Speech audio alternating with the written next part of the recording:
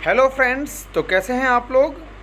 चलिए शुरू करते हैं हैज़ टू, हैव टू और हैड टू और साथ में विल हैव टू का यूज़। इंग्लिश में हैज़ टू, हैव टू और had to, will have to का यूज़ कहाँ होता है, कैसे होता है, समझते हैं।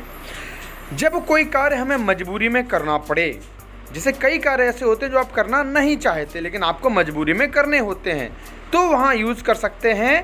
प्रेजेंट में यूज़ करेंगे has to, have to. Past की कंपल्सन मतलब मजबूरी के लिए यूज़ करेंगे हैड टू, और फ्यूचर में अगर कोई मजबूरी है तो वहाँ यूज़ करेंगे विल हैव टू। कुछ एग्जांपल्स देख लेते हैं और उसको अच्छे से समझेंगे। याद रखिएगा, हैज़ टू या हैव टू या हैड टू या विल हैव टू के बाद हमेशा वर्ब की फर्स्ट फॉर्म आएगी। इसकी पहचान मैं आपको भी बता दे रहा हूँ, जैसे ना पड़ता है, नी पड़ती है, जैसे मुझे जाना है, जाना पड़ता है, या जाना पड़ा या जाना पड़ता था, फ्यूचर में जाना पड़ेगा या जाना होगा। ऐसे सेंटेंसेस में इनका यूज़ करते हैं। एग्जाम्पल्स में देख लेंगे तो बहुत अच्छे से आपको समझ में आएगा। तो now let's have some example ताकि आप अच्छे से समझ पाएँ। यदि मैं कहूँ मुझे यह काम करना पड़ता है, मतलब मुझे यह काम करना है, तो ये आपको काम मजबूरी में करना है, तो आप बोल सकते हैं I have to do this work या I have got to do this work. Confuse नहीं होना है बिल्कुल। I have to do this work या I have got to do this work. Have got का भी यूज़ किया जा सकता है, ठीक है ना।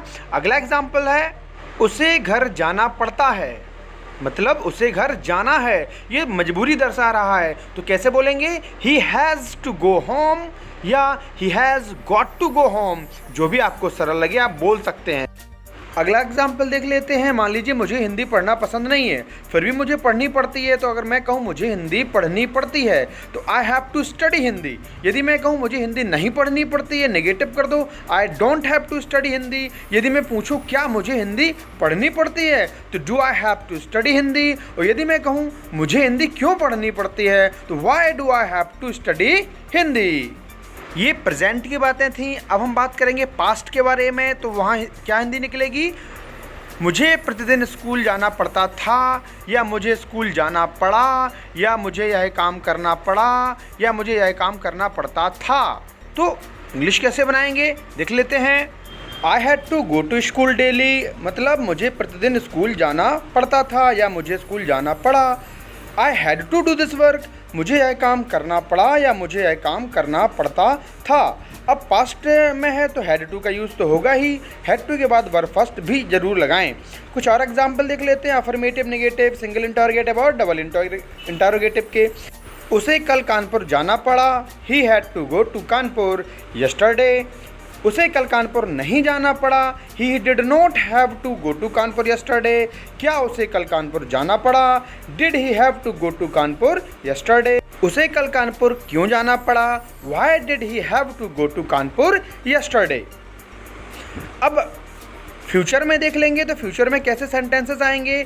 जैसे मैं कहूँ तुम्हें मेरा काम करना पड़ेगा या उसे कल ऑफिस जाना पड़ेगा, तो जब पड़ेगा आएगा या ना होगा आएगा तो will have to plus verb first का यूज़ करेंगे। विल हैव टू और वर्ब फर्स्ट। सेंटेंस कैसे बनेगा, you will have to do my work, तो तुम्हें मेरा काम करना पड़ेगा या होगा। और यदि मैं कहूँ he will have to go to office tomorrow, तो बन जाएगा उसे कल ऑफिस जाना पड़ेगा या जाना होगा। फ्यूचर में और सेंटेंस देख लेंगे। जैसे मैं कहूँ मुझे दवा खानी पड़ेगी या मुझे दवा खानी होगी, तो I will have to take medicine, eat medicine नहीं आएगा, I will have to take medicine. अब मैं कहूँ मुझे दवा नहीं खानी पड़ेगी, तो कैसे बोलेंगे, I will not have to take medicine. यदि मैं कहूँ क्या मुझे दवा खानी पड़ेगी या होगी, तो will I have to take medicine. मैं कहूँ मुझे दवा क्यों खानी होगी, तो why will I have to take medicine. तो प्रेजेंट, पास्ट और फ्यूचर की मजबूरी को बताने के लिए हम लोग has to, have to, had to या विल हैव टू का यूज़ करते हैं। और यदि सेंटेंस इस प्रकार से आ जाए कि मुझे स्कूल जाना पड़ सकता है या मुझे ऑफिस जाना पड़ सकता है, तो यहाँ पर यूज़ करेंगे मे हैव टू या माइट हैव टू, क्योंकि यहाँ संभावना है कि भाई जाना पड़ सकता है। तो सेंटेंस बनेगा I may have to go to school, या I might have to go to school, या I may have to go to office, या I might have to go to office. संभावना यदि आपकी प्रबल है, ज़्यादा संभावना है तो मे लगा दीजिए, बहुत कम संभावना है तो वहाँ पर माइट लगा दीजिए। तो इस प्रकार मे हैव टू और माइट हैव टू का भी यूज़ पढ़ सकता है के अर्थ में किया जा सकता है। तो मैं उम्मीद करता हूँ आपको ये सब चीज़ें बहुत अच्छी लगी होंगी और कुछ समझ में भी आया होगा। तो बने रहिए मेरे साथ और देखते रहिए crazy for English by Aditya sir. Thank you everyone.